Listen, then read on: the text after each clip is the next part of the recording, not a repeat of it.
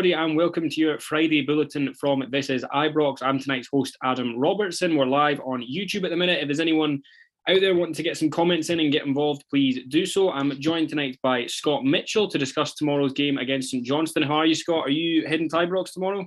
No, I'm not. I'm working tomorrow, so I'll be skiving for the last hour and a bit to watch the game. Good stuff. And we're also delighted to be joined by Saints fan and host of the Dogger Saints podcast, Sam Miller. How are you doing, Sam? It's good to have you here. Thanks very much. Thanks for having me. Pleasure. Not at all. So let's get started. Stephen, I'll come to you first. What's your... Stephen Scott, I'll come to you first. What's your... Thank you. Yeah, not at all. I'll do my best to get your name right. What's your general mood heading into tomorrow's game? I think, I did the podcast last Friday and we were all a little bit downbeat because at that point we were still 2-0 down to USG, but the mood's really changed, hasn't it? 100%. It's always nice after a European win. There's always positivity, around the team. Confidence is going to be high going into this game, but I think we just need to take a look at Dundee United, for example. Last week, beat AZ Alkmaar and then went on to lose in the league. So that is where we need to step up our game. Saints know how to upset our rhythm, and they're going to generally try and be stuffy and get the crowd in their backs. But we go into the game with 3 wins in our last 5 against St Johnstone in all competitions, so I'm confident for this one. Sam, I want to come to you. Before we move on to chat about the game tomorrow, what's the mood like at St Johnstone at the moment? I mean, obviously it was quite a frustrating start, losing the late goal against Hibs, but then that flipped last week and Stevie May grabbed you as the winner against Motherwell. So what's the mood a couple of games into the season? Yeah, Stevie May's goals, they're like hen's teeth, so they are. I think the mood is a bit more confident at the moment. We're still screaming out for a striker. We've got 2 fit strikers at the club, one being Stevie May and the other one's an untested Canadian called Theo Bair. At the back, I think we've got maybe 15 or 16 defenders on the books and 2 strikers. So we know that Callum Davidson's the manager, he's a defender all his days. The guys we've brought in the back are pretty decent. But I think confidence is up. We needed that win last week. If not, we're going to go into this in a downer, but I kind of pretty sure know how we're going to set up for this one. A kind of Craig Levine style 4-6-0. No, maybe not a 4-6-0, just a 10-0-0. I think we're pretty much... I can't see us scoring a goal tomorrow, being brutally honestly, but I think we might do well to hold out at the back. I'm going to stick with you for a minute, Sam, just before we kind of move on to the specifics of the game. I just want to talk to you about Saints. What are your kind of expectations maybe for this season as a whole? Because I spoke with, is it Danny that you do the podcast with? I spoke with him a couple of weeks ago and he said he was finding it hard to gauge because obviously there was the, pretty sensational double winning season and then, it was a relegation battle. So what are the kind of expectations for this season? I think just better than last. Finishing 10th, I think, would be a bonus. I know the fans, maybe some of them have unrealistic expectations. That season we won both cups. We'll never see that again, ever, with the club. It was just one of them things. Callum Davidson did remarkably well with Tommy Wright's squad. And then Callum's now had time to bring in, I think he's brought in 19 players last season. He's already brought another 10 or 11 this year. So it's definitely his team now. And he's got no excuses other than these are his guys. And he kind of has to go on and kind of prove that he can do it now. Yeah. Stephen, how do we look at the stats? Scott, I don't know why I keep saying Stephen. Do you know why that is? Because Scott, our host, told me that the wrong person was coming on, so I better watch that out. Scott, how do we look at the stats? And Rangers haven't lost a Premiership game to St Johnstone since a 3-1 defeat at Ibrox in December 2017. That was when Graham Murty was still in charge. We did obviously have the penalty shootout defeat loss during the cup runs there.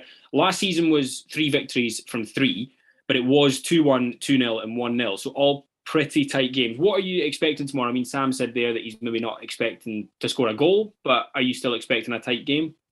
Absolutely. I think listening to Gio's press conference today, we're looking at a low block again for St Johnstone. It's going to be, as Sam says, probably 10-0-0. At times they're going to try and be stuffy, try and hit us on the counter. But, I mean, I was looking at Saints' form before coming into the game. They came into it with 3 wins in your last 5. I know a lot of that was in the cup games, but that's decent form coming into Ibrox. The saving grace for us, I think, is you no longer have Xander Clark in goals to come up and score a header for a corner. So we'll obviously avoid that. But, I mean, I don't really know what to expect with St John's because I was looking at your team. You've lost Sean Rooney, Bryson, Callum Hendry, Jamie McCarr, Effie Ambrose. And you've got players coming in like Jamie Murphy, Considine, Graham Carey and Ryan McGowan. I don't know how it's all going to gel together, but I don't think you can discount the fact that Callum Davidson is a cup double winning manager. Last season might have just been a dip. I think he's got it to come good. So I'm expecting a really, really tough game. I think maybe 1 or 2 goals in it, if anything. First comment of the night has come from Ewan Minton, who's gone big. He's predicting a 4-1 win. He said we're not quite there yet, but 75% there. We are going to talk a wee bit about the attack, maybe starting to gel towards the later end of the podcast when we get into lineup predictions. Sam, Scott mentioned your team there, and I was just wondering, you said you guys are likely to sit deep, as you say. You mentioned the Craig Levein style formation, but where do you think that Saints could maybe get at Rangers, and is there a danger man for you? I mean, listen, you'll know more than me, but just from watching last week's highlights, I think Jamie Murphy could maybe be your sort of main attacking threat. Yeah, that's exactly the name I was going to say. There was a lot of kind of criticism about the guys Callum was bringing in. Like you say, Jamie Murphy, 32, Graham Carey, 33, Constantine, 35, McGowan, 32. All these guys are considered veterans now, you would say, but they've been there and done it, and they know how to set up for this. I think up front, Murphy will be the kind of guy to make things happen, which, looking at the Motherwell game I was at last week, a guy taking an awful lot of stick is Cammy McPherson, who we got from St Mirren. He was the one that kind of got his foot on the ball and tried to make things happen and try and push forward. There was no sideways pass. It was, as soon as he was on the ball, he was looking to get forward. And I hope that Callum will let him do that, because I know cautious Cal, he gets called quite a bit for players pushing up too much and they kind of want to sit back. But the young Montgomery from Celtic, who we've got on loan at wing back, has been pretty decent acquisition. But when we get players from Celtic or Rangers defenders on loan, they actually have to do some defending, which they don't actually have to maybe do a lot of the time because they don't see a lot of the ball. But that team, such as ourselves, they get a lot of the ball, so he's gaining experience and he's getting forward as well. But yeah, Murphy's the man. He'll be the one to kind of get forward. And if Theo Bayer starts, which I don't think he will, I think May will probably get the nod just because of his goal at the weekend. He can troublesome, but if we can get a goal, early goal, we'll camp in pretty much. But we don't want to lose an early one. Yeah, Scott. Turning to the Rangers team, as always, there's a few places up for grabs in the lineup. Let's look at the back line first. I mean, Tavernier and Goldson obviously nailed on. Who would you be starting otherwise in those remaining 2 spots? I mean, I think it might be a good game for the likes of Davies to maybe make his debut, and we might see Yilmaz come back in. What are your thoughts? Like, you just stole my thunder there, totally. I'm expecting to see Davies come in. I think there needs to be an element of rotation in the squad after the USG game. Obviously, it didn't go to extra time or anything like that, but there's still going to be a lot of heavy legs out there. And I think James Sands just needs a bit of time to sit and reflect, so I don't think we'll see him starting. Yilmaz 100%. I think this is the game where we get him in, give him a good opportunity to get some running room down the left-hand side, hopefully put in a few good crosses, really see what he's all about. But yeah, I think those 2 extra spaces, it has to be, it's Tavernier, Goldson, Davies and Yilmaz for me, and obviously Big John and goals. Yeah. Sam, I want to talk a little bit about what your expected lineup is going to be, but I'm just curious to get your thoughts on something. When we had Paul Montgomery on from the Killie fans podcast last week, he said that with the acquisition of their new sort of right wing back, he felt that the left back area was probably where people would target when they were playing Rangers. So from the outside looking in, is that something that you agree with? And I suppose secondly, do you think that St Johnstone would specifically target that area because that's where your more effective players are, or do you think it'll be a different plan? I think you stole my thunder. Jeez, you're good at this.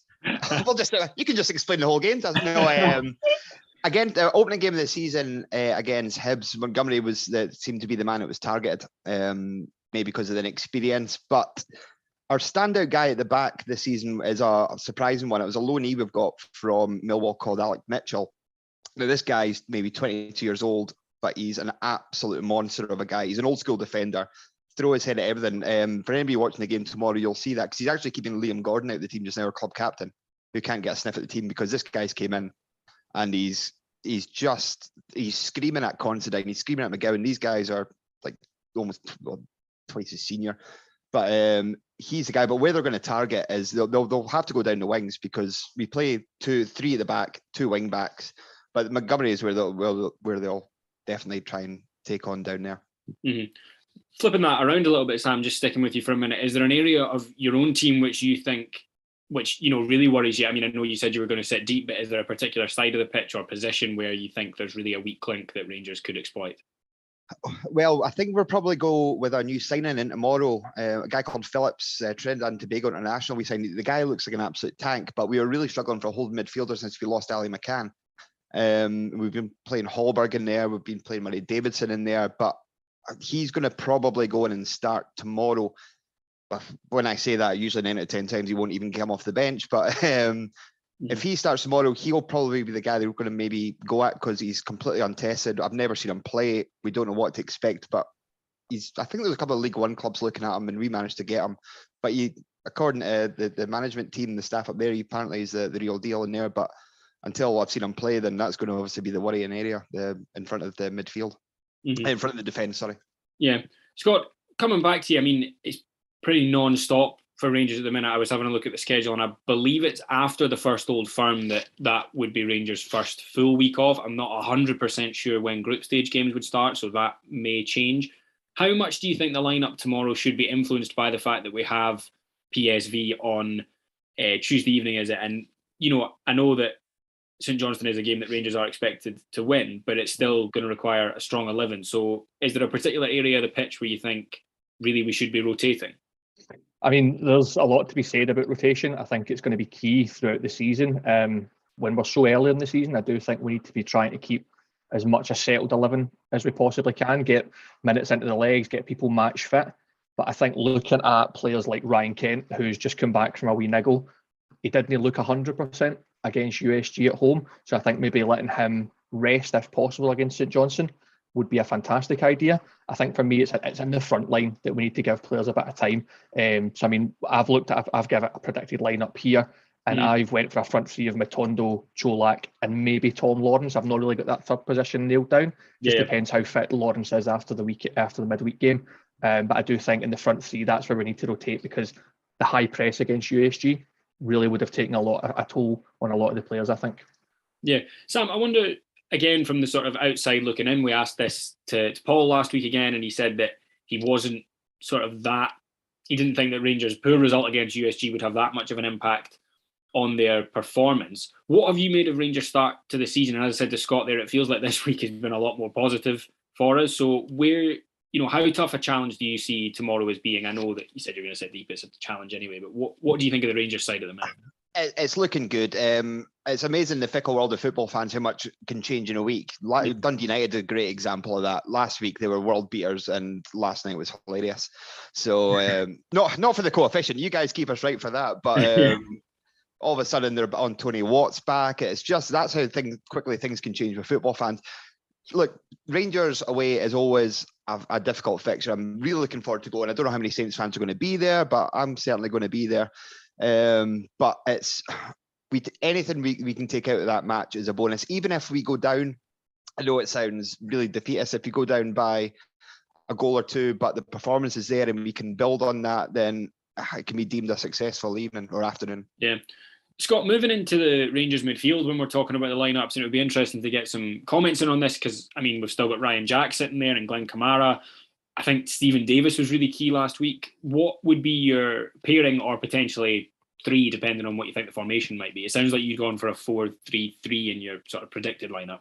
Yeah, absolutely. So I've went for the 4-3-3 when I've looked at it. I think, just like you say, Davis for me is going to be key in the SPL fixtures or the domestic fixtures this season. It's clear that Gio likes him, but I don't think he's going to be able to do weekend, midweek. He's just at that age where we need to kind of nurse him through the season. I've went for a three of Davis, Kamara and Arfield. Kamara for me is probably the one that could rotate out for Jack, like you mentioned. I actually forgot Ryan Jack existed for a wee bit there, which is mad considering the last 2 seasons he's been brilliant. But I think, a big rotation in midfield for me. Big John looked absolutely knackered after the USG game. But I think looking at it, Gio likes that double pivot. So we're going to have Davis and Kamara, I think, in there, and Arfield just floating around in the sort of the Tillman or Lawrence role, as I like to call it now. Sam, when St Johnstone face Rangers, is there a particular player, either from memory of their performances against St Johnstone or just, again, looking at them, that you really are more wary of than others? Aribo frightened the hell out of me last season when he came on, which is a bonus not seeing him yet. But Morelos always seems to come up with the goods against us. I think last season, the game at McDermott, O'Halloran scored the opener and you went on to win 2-1. But looking back on last season, we thought we had a terrible season. But again, looking at the opening games, our first competitive game of the season was against Galatasaray away, and we came away with a draw. So you kind of, in the grand scheme of things, it might not be as bad as what we're making out to be. But yeah, in terms of the Rangers, who isn't frightening the team? Like when you're bringing on players off the bench, like you said, we've got Ryan Jack sitting there. You're like, what? It's a nice luxury to have there when you're looking at the bench and the type of guys you've got kind of cruising around the squad. It's frightening. But Morelos looked like he had a good summer. Yeah, he certainly looks like he enjoyed himself anyway. We've got a comment coming in there about trying Morelos and Cholak up front together, so we'll come to that when we move on to the attack. Sam, I probably should have asked you this earlier, but from the performances just based on last season, I know it was 3 defeats, but they were all, I think apart from maybe the 2-0, but even then I think it was 0-0 at halftime. Are you taking any confidence from them, or is it really looking back, they were defeats and that kind of is what it is? The thing, I used to be so positive about Saints. That our away win last week against Motherwell, the one before that was about 4 months ago against Livingston away with a last-minute winner, and the one before that was last September against Dundee United away, where Xander Clark had the best game I've ever seen a goalkeeper had in his career. So an away trip to Ibrox doesn't fill me with a lot of confidence, but St Johnstone seemed to play better when we were the underdogs. When we won the cup double and everybody thought, actually, we should take notice of this team, that's when we're struggling. Maybe if we kind of go under the radar and we're not taking a bit seriously, that's when we're probably at our best. Because, like I said, the kind of squad we've got of a lot of veteran players in it now, they've been there, seen it and done it. They love being written off, these kind of guys. And that's kind of what St Johnstone used to thrive on, is being the underdogs and just proving everybody wrong and being underestimated. Yeah. Scott, you picked up on Tom Lawrence in your starting lineup. I think he could be really key tomorrow, and seeing him against, well, I thought his performance was impressive against Kilmarnock, even if everything didn't come off, but that's just the nature of his position, I would argue. He put in a real shift against USG. I think against St Johnstone, who are going to sit really deep, maybe somebody like Matondo, admittedly, yes, he can take players on, but he maybe wouldn't be as effective running in behind. So I think Lawrence could be really key tomorrow. Would you agree? Yeah, 100%. Tom Lawrence for me has been the surprise of the season. I remember when we played against Derby, he was obviously in the opposing team, and I went away from that game hating the guy because he just really, really gets stuck in constantly. He's one of those players, very much like Morelos, that I think opposition teams are going to learn to hate very quickly. But he's so crucial in how we move. His movement off the ball, the positions he takes up, and I think just the raw ability he's got. You saw it with his shot against Kelly. He strikes the ball well under, gets his foot right over it, and it smashes off the crossbar. I thought it was flying in all day long. He's going to be a cracking player from us. I agree with you about Matondo. Early days, but I'm not seeing why we've went with the big outlay for this guy. But obviously there's a lot of time to come across the season. I think it's just time to give Ryan Kent a wee bit of a break, and maybe Matondo's got that kind of similar sort of style. So that's why I've went for him in my starting lineup. I think Tillman needs a rest, though. He looked shattered after the USG game. But I think, as I said, rotation is going to be key throughout the season. So rotating that front three, we just need to get minutes in everybody's legs and really see how they go. But I agree with you. Matondo's not going to have a lot of space to run into when that Saints back line's basically parked in the goal line, is it? Yeah. So I'm just going to stick with you for a minute to pick up on a comment we had come in there. It was from Ewan Minton, and he said that we should try Morelos and Cholak up front together tomorrow. What are your thoughts on that? Is that a pairing you think could be effective? Potentially, aye. I mean, just like Sam was saying, Morelos has had a very good summer by the looks of it. I think he's still got a few pounds to shed, but that seems to be typical of Morelos. He does this every single season. I think Cholak's shown in the early games that he is willing to do the running. And I think right now Morelos, although he might be willing to do the running, I don't think he's able to do the running. So yeah, it could be a decent enough pairing. I mean, only time will tell. I just think Morelos needs to be eased back in. I'd rather have him for the full season. So let's just get a few minutes in his leg every single game, as opposed to throwing him right in at the deep end and then potentially losing him for weeks and months like we did last season. And I think that really curtailed our season last year. Yeah. Sam, we've kind of talked a little bit about your lineup. Could you maybe just talk me through who you're expecting to see tomorrow? Is, who's nailed on, where is maybe still, going to be unclear until 2 p.m. tomorrow? Yeah, so our back five will absolutely pick itself. It is going to be Mitchell right in the middle, centre back, number 5, Considine and McGowan either side, with Liam Gordon itching to get on. So he might come into the fold. He's been injured since the start of the season, but he's the club captain. He'd be the only player to feature if he starts tomorrow that played in the game in the quarterfinal of the Scottish Cup where we beat you. So it just shows you how much the squad's turned around in that time, the amount of players we've lost. Wing backs would be Montgomery and Dre Wright, who we got from Hibs. He was with us before. He went to Hibs. Like a lot of players that leave Saints, the grass is always greener. It doesn't work out, and then they end up notoriously coming back to us. There's so many examples of this. Stevie May, Danny Swanson signed for us 3 times. O'Halloran left and then came back. Speaking of him, he's not getting a look in at the moment. I don't know what's happened to him altogether, which is a surprise because he's still got the pace. But the midfield's kind of where it's going to be kind of the interesting one, because Murray Davidson's back from suspension. We've got Holberg and McPherson who started there, but we've also got the new guy Phillips. He could come straight in. You've got Murphy and Carey playing the wings to either Theo Bair or Stevie May. I would like to see Theo Bair in there because he's a big target man, and if we are going to have any chances, we're just going to have to lump the ball up to him and hope for the best. Stevie May does a power running, comes back an awful lot, but we need somebody up there to get balls on his head. So Theo Bair, hopefully, the guy is an absolute colossus. He's 22 Canadian and he's like 6'6" wide. Helpful. He looks like Stewie Griffin's head. That's what he kind of looks like. The guy's a monster. Yeah, no, I mean, Scott, we've seen, I know it was John Suter, but Rangers had to be pretty wary of Nuble's physicality against Livingston. So it is perhaps a way to get at them. I know if it's Ben Davies, it'll be interesting to see how he copes with that. But is that a concern, or do you think it was just maybe that one particular player and up against centre half that was causing problems? I personally think we're prone to a mistake. I don't think the Livy game was the exception to the rule. I think it was just the way that we perform. We are prone to that brain fart, especially when it is just a long straight ball down the middle. So, I mean, when I went for my prediction later, I've actually got Saints to score a goal. Sam, I know you'll be surprised to hear that. But no, I think I don't know much about the Canadian boy. Stevie May, I know, is always a thorn in our side. He seems to try 110% against Rangers every time he plays. Everybody knows about the him and Ryan Jack incident when May was up at Aberdeen. But I think, we're probably going to find it a wee bit difficult, even if it is Davies that starts. I know he's got experience. He's played in the English leagues, but the guy's not played a lot of football over the last year to 18 months, so it's going to be difficult. Personally, if we're playing against a big, lumpy centre forward, I'd like to see somebody like Nico Katic in there, but I think the ship's long sailed for Nico. Yeah, definitely. I think he's. I've not seen a huge amount of rumours or anything about him. I know he's been told that he's free to leave the club, so I don't quite know what the situation is there. Scott, just sticking with you for a minute, we had a comment come in there from Stuart Keane talking about Will Yilmaz's play. You mentioned that earlier. You think that he will, but he said that he needs to bulk up. What were your thoughts on him last week in the Killie game? I myself only seen the highlights. So how did he play? I totally agree with that comment. He needs to bulk up if he's going to be a player in the Scottish Football League. Definitely. He is slight, very, very skillful, very technical, does not look phased under pressure, but he can get pushed off the ball. So it's a kind of opposite for Bonner there, where Bonner really does look phased anytime anybody puts him under pressure. Bonner will be packing a suitcase as soon as Martin Boyle comes up against him. I'm absolutely certain of it. But Yilmaz, I think, will be able to take that sort of player on.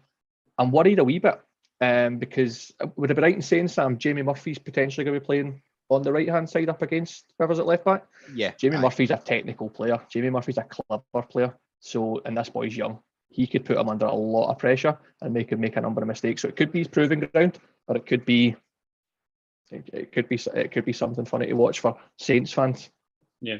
Sam, coming back to Jamie Murphy for a minute there, because obviously he's ex-Rangers, and I think, a lot of Rangers fans quite liked him. He got injured at just really the wrong time. It would have been quite interesting to see how he got on had he not picked that up.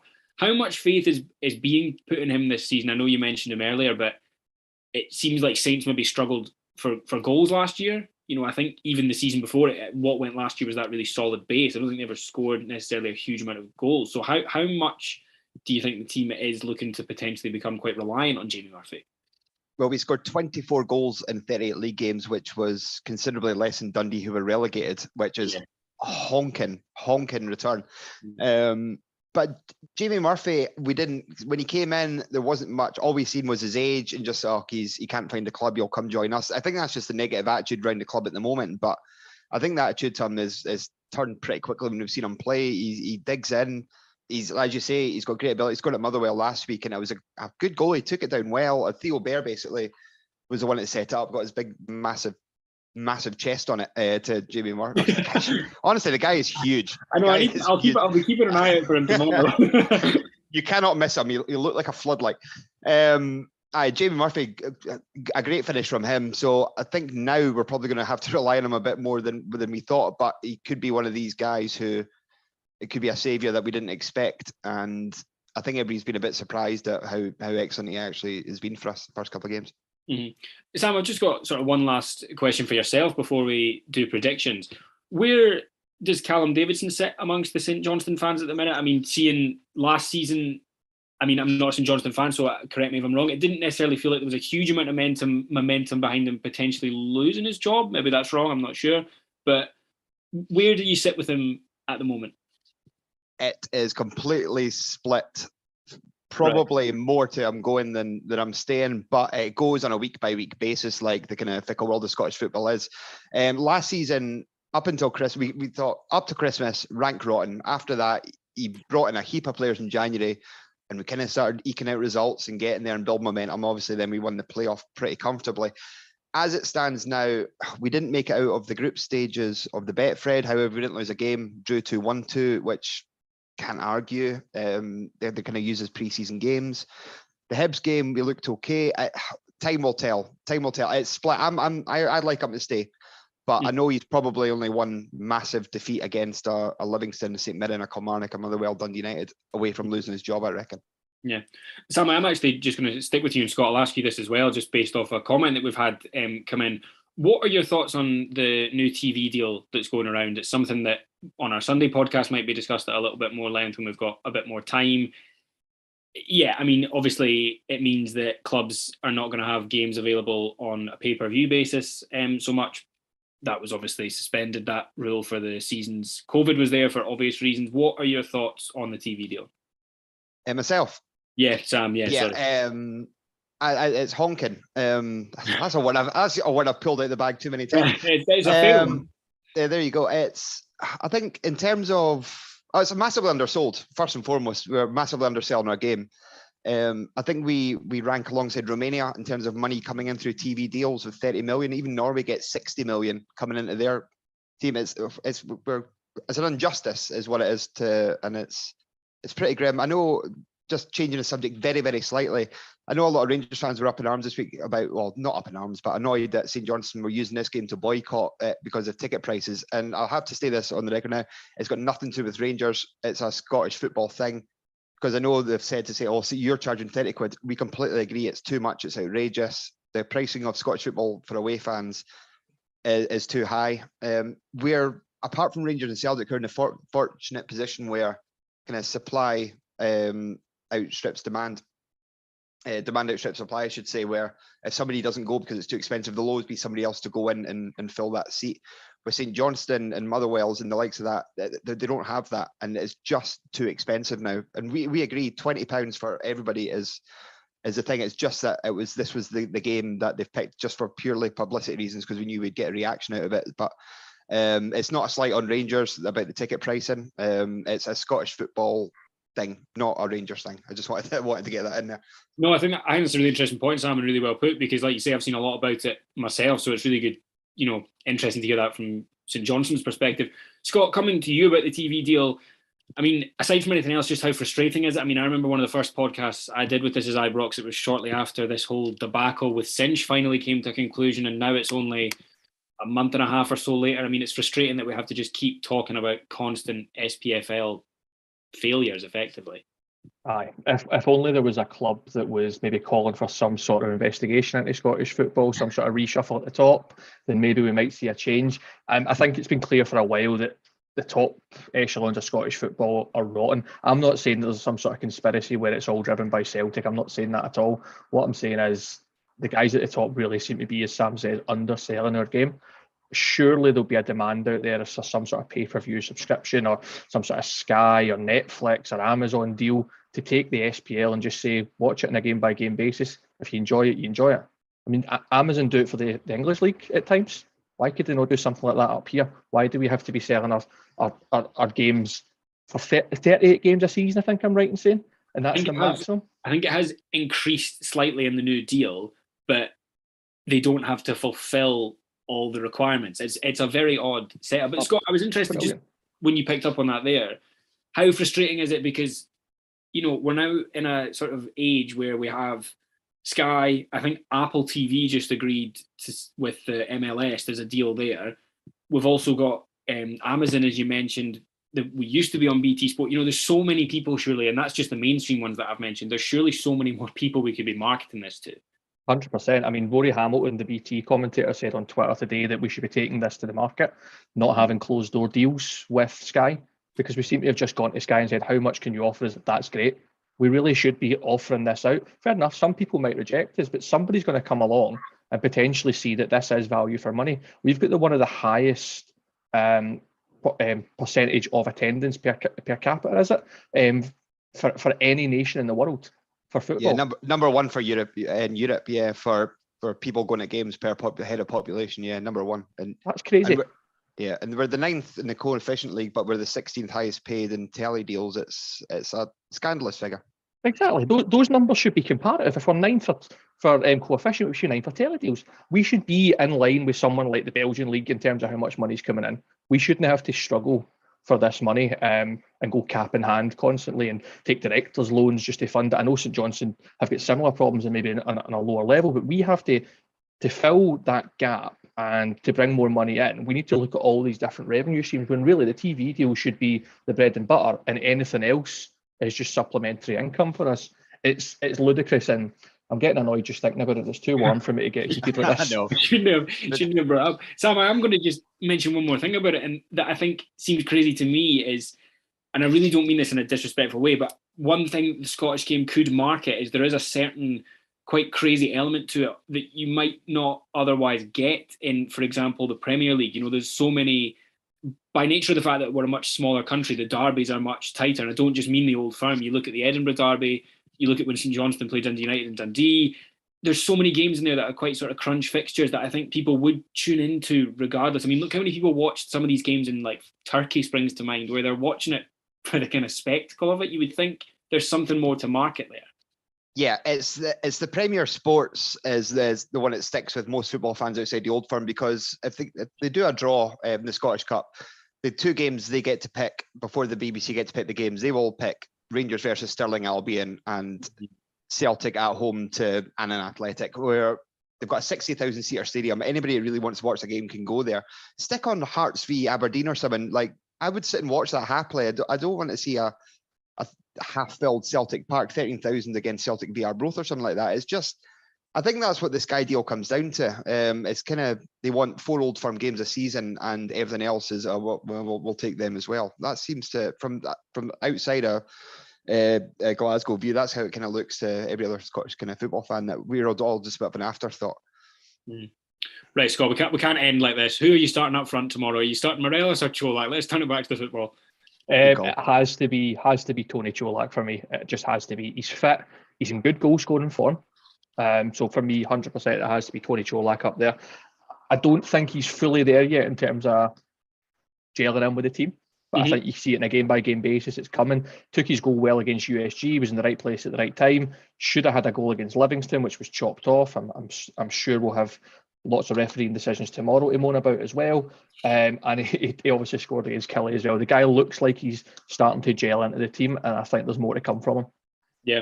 Folks, that is us for tonight. Sam, I just want to say a massive thank you for joining us. It's been a pleasure having you on, and it's always great to hear the opposition's perspective. Thank you so much for joining us. Thank you for having me. And Scott, I would like to just formally go on record and apologise for calling you Stephen twice. I will, though. I promise you I was sent a message for some reason telling me that's who I had on with me. So who knows? Folks, we will be back on Sunday where the lads will be dissecting the game against St Johnstone, which will hopefully be a win for Rangers. Apologies, Sam. But until then, enjoy the weekend, guys, and we will see you all back on Sunday evening.